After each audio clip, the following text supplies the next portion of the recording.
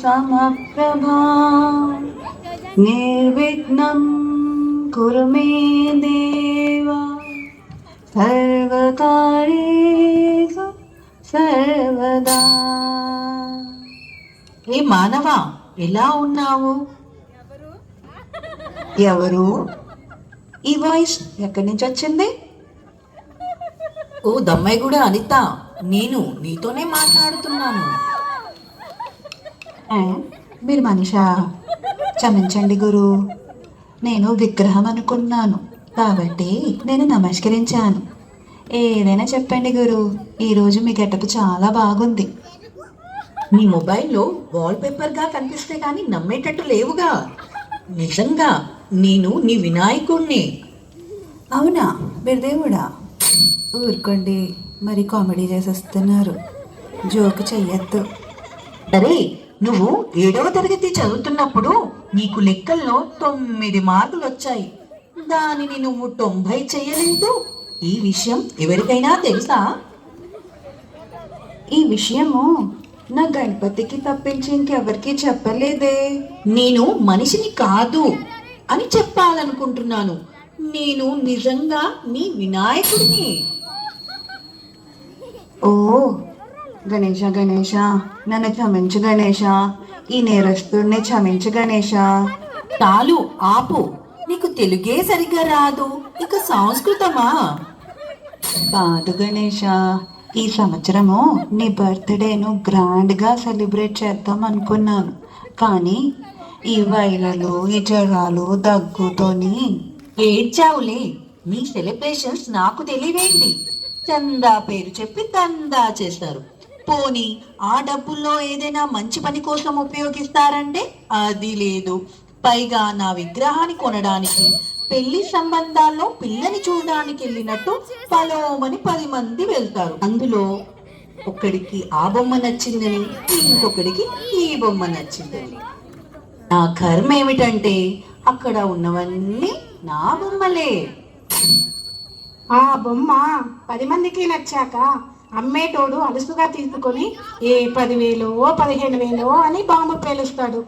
ఎందుకురా బాబు ఇంత రేటు అంటే కలకత్తా నుంచి తెప్పించామంటారు. నాకు అర్థం కాంది ఏంట్రా బాబు అంటే, ఎక్కడైనా నేనే కదా, కలకత్తా నుంచి అయితే ఏమన్నా నాకన్నా మునగాడు వస్తాడా? అక్కడ కూడా నేనే కదా. ఇలా నన్ను బజార్లో పెట్టి బేరమాడి నా మొహానికి ముసుగేసి వ్యాన్ ఎక్కిచ్చేస్తారు.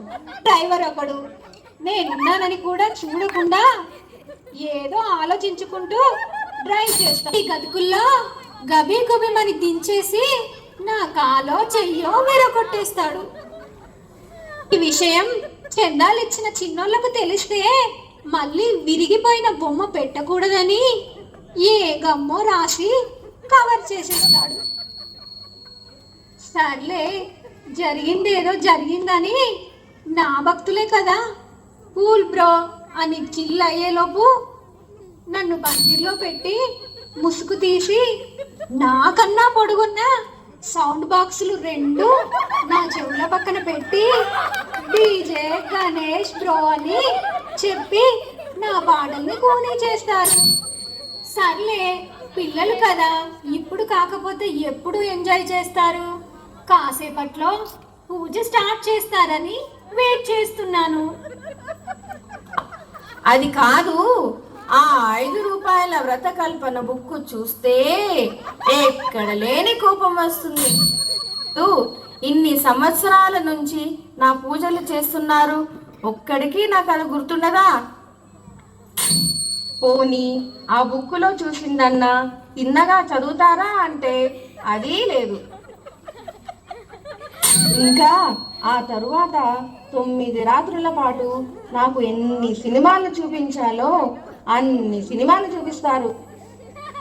ఇవన్నీ చూస్తూ 9 రాత్రులు గడిపాక సరేలే సాయంత్రం కదిలిస్తారులే అని కాలు మీద కాలు వేసుకొని కూర్చుంటే అప్పుడు మొదలవుతుంది చూడు. నా నిమజ్జనం వ్యాన్ ముందు రకరకాల డ్యాన్సులు, తీన్మార్లు, డీజేలు అని చేస్తారు. అంటే నాకు అర్థం కాదు, 9 రోజులు వాళ్ళతో కలిసి ఉన్నానని నన్ను కూడా వాళ్ళ ఫ్రెండ్గా ట్రీట్ చేస్తారేంటి? అబ్బబ్బబ్బా, ఇక మునిగేంత వరకు మనశ్శాంతి ఉండదురా బాబు నాకి. అది కాదు గణేష, ఇంత హడావిడి చేయకపోతే మరి నీ గొప్పతనం అందరికీ ఎలా తెలుస్తుంది?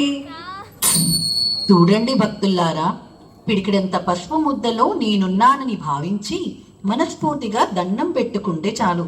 ప్రతి సంవత్సరం పెరగాల్సింది నా విగ్రహం యొక్క పొడవు కాదు, మానవుని యొక్క బుద్ధి.